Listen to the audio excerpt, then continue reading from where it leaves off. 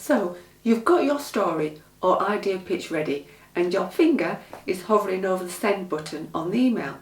But wait, there are a few things to go over first before it checks out of your send box and into the inbox of a journalist, podcast host or YouTuber. Now don't skip this part of pitching to the press, as it will be this that influences what happens next. I'd go as far to say the 5 things I'm going to go through with you here are a must do, not a nice to do. It really does pay to get this right, because your email is your only form of communication at this point. And if it's not doing the job of making the editor or journalist open it, then they'll just reach for that delete button. Remember, journalists get hundreds of emails a week, therefore it really is worth putting in the work to make sure yours is one of the ones that gets opened. Before I dive in, don't forget to click the subscribe button and the notification bell too, and you'll be informed every time I upload a video about building a visible business. If you can spare the time to hit the like button too, that would be absolutely fab. So, number 1 of these 5 mistakes to avoid is not checking the basic details. Don't skip over this, because if you have got something wrong or missed out a crucial bit of information, your email and therefore your story or news idea just won't make the cut. The basics like check all the spelling. Really, with spell checks at our fingertips today, not doing this is just lazy. Same with the grammar really. Check it using your program's inbuilt system or something like Grammarly or whichever software you prefer. Is the formatting of the email correct? I know sometimes if you copy and paste words over to an email from somewhere else, it can look a bit weird, with different sized fonts, often different coloured, mine usually show up blue and often smaller than intended, and it's immediately obvious it's a cut and paste job. Also look for anything that's been auto-corrected. Has the computer done its job properly or put something in there that no longer makes sense? It really is easily done, so look out for that. It can be useful to put hyperlinks in an email if you want the journalist to take a look at something, for instance, a report or a website maybe, or even examples of other writing you've done. Just make sure the link is correct and goes through to the right place.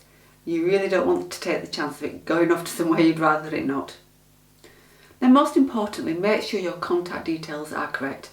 If the journalist wants to get hold of you and you've not given them an easy way to do this, you've blown it this time around.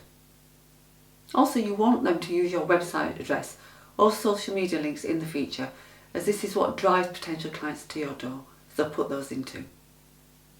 Remember, you are talking to journalists here who are trained in editing, writing and getting the message across clearly, so your email needs to be the best it can possibly be.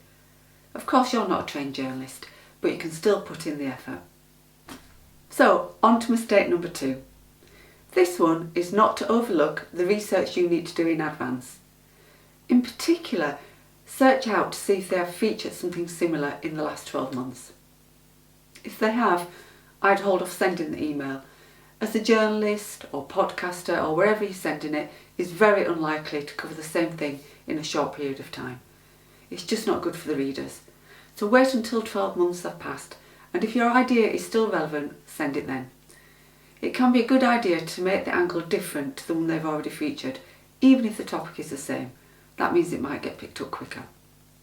Now number 3 is the most important part of writing an email pitch, and it's the subject line, which is where you'll write the headline of your story. The mistake I see most is to not give this the time it deserves and to turn in something shoddy, something that doesn't catch the eye. The words you write in the subject line is what's going to make the journalist open your email, or not. It's got to be eye-catching, not gimmicky or spammy, and remember, the poor journalists are scrolling through a ton of emails every day, and your job is to get him or her to stop on yours. You need to pique their interest. The email subject line is all they will see at first. What can you say that's going to get them to click open rather than delete? It must be specific to that pitch and not generic.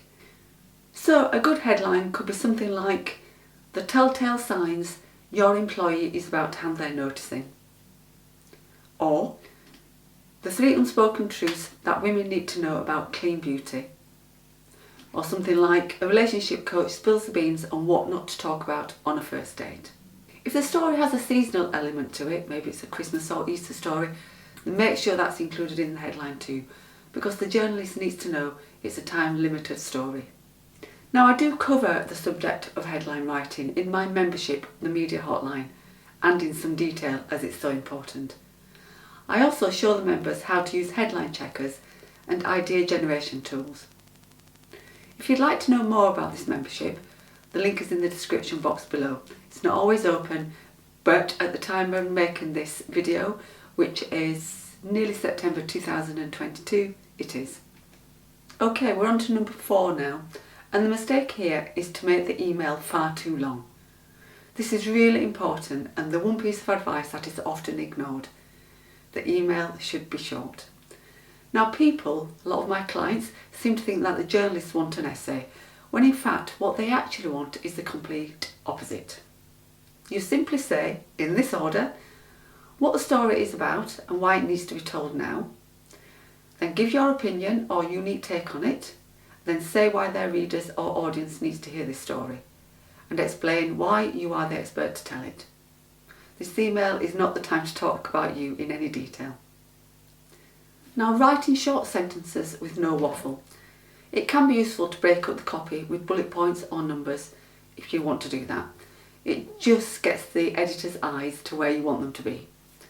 Now get clear on the message before you write the email to make sure you can be succinct. Don't forget to include all your contact details, particularly your phone number, so they can get hold of you easily and quickly if they want to. Then finally, mistake number 5 is to make sure you have a strong ending. A call to action, which often gets forgotten actually. You don't want to sign off with a one-liner that sounds like you're begging to have this story featured. Be confident. Say you are happy to chat to them about the story and let them know if you have case studies they can use. You want the tone here to be one that says that you know it's a great story and deserves to be featured.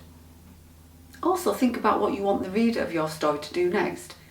Do you want them to go to your website, sign up for your freebie, join your Facebook group? Put all of this in your call to action. Direct the reader, otherwise they won't take any action at all. After that, the rest, I'm afraid, is up to the journalist. You've done your best. If you don't get a reaction, don't take it personally. It's a story idea, not you, that they are saying no to. Be persistent and keep trying. Try different story ideas, try different subject headers, headlines, just to see whether you can actually get yourself over that line. It's nearly always the case that the first yes leads to more yeses, so please don't get disheartened. Now, if you find yourself procrastinating about sending a pitch email out, and plenty of people do, even though you know it will do wonderful things for your business, if it's picked up that is, I have a video to help you. It highlights what kind of procrastinator you are and gives exercises to get you going. I'll link it in the description box for you so you can have a look when you've got a sec.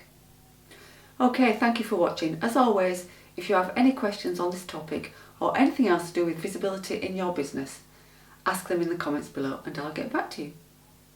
For now, see you in the next vid. Bye.